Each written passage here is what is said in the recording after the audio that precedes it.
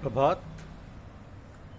प्रेम हरि का रूप है, ज्यों हरि प्रेम स्वरूप। ये हमारी आज की आध्यात्मिक चर्चा का विषय।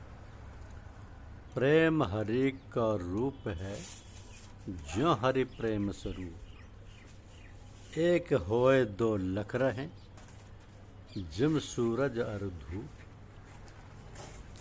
प्रेम से मीठी अधिक कोई वस्तु नहीं है, ना उससे ज़्यादा कीमती कोई चीज़, ना उससे ज़्यादा गुणकारी कोई वस्तु है।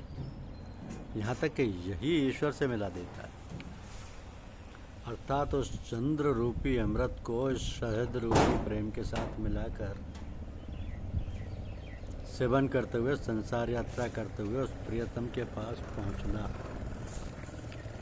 है, जिसने ऐसी उत्तम वस्तुएं और तोहफे आपकी खातिरदारी के लिए भेज रखे हैं। तो आप ब्रह्मचर्य आश्रम समाप्त करके गृहस्थ आश्रम में पदार्पण कर रहे हैं। यह आश्रम बड़ी जिम्मेदारी का है। इस आश्रम में बड़े बड़े प्रलोभन हैं, उनसे सावधान और बचे रहने की ज़रूरत है। तो शहद मीठा और गुणकारी होता है, किंतु उसको उपभोग करने के भी नियम हैं। शहद का सेवन मक्खी और चींटी दोनों करती हैं। मक्खी उस बुरी तरह शहद के ऊपर गिरती है कि अपने पैर और पंख दोनों उसमें फंसा देती है और शहद को खाती है, मगर फिर वहाँ से भाग नहीं सकती, वहीं अपने प्राण दे देती है। और चींटी को देखिए, वह उसको ऊपर नहीं पड़ती, बल्कि चुपके से आकर एक किनारे बैठ जाती है और अपने पंखों और पैरों को बचाकर शहद का सेवन करती है और संतुष्ट होकर चली जाती है। मक्खी की तरह फंसकर जान नहीं देती। इसी तरह आपको संसार में रहकर व्यवहार करना है। इंद्रियों के विषय रूपी शहद को चींटी की तरह सेवन करना है। प्रत्येक विषय की यही हालत है। स्वाद इंद्रिय को ही ले लीजिए। मान लो आपको हलवा अच्छा लगता है, खाते जाइए। एक हद है कि जिसके आगे खाने पर पेट में दर्द और बीमारी उत्पन्न होगी।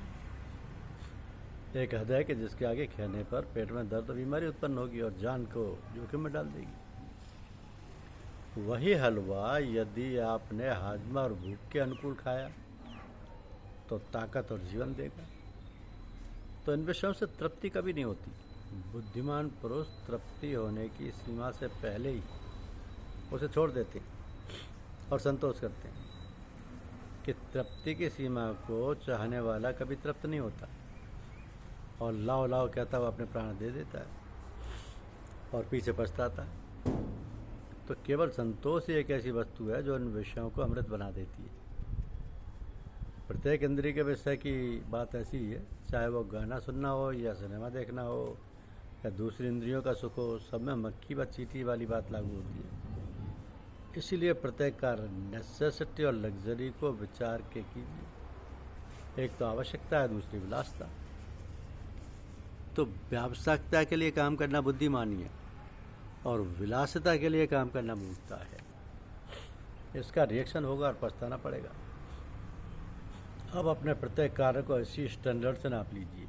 आप बुद्धिमान आदमी, आपकी हर बात, उठना बैठना, चलना फिरना, सैर करना, घूमना, खाना पीना, चीज़ों और सामान की खरीदारी, खर्च करना और किफ़ायत करना, सभी इस स्टैंडर्ड से नपे तुले होने चाहिए।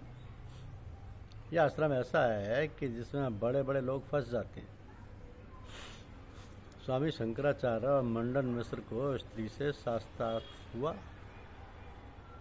तो तब मंडन मिश्र को स्त्री ने स्वामी शंकराचार्य से काम शास्त्र का प्रश्न किया।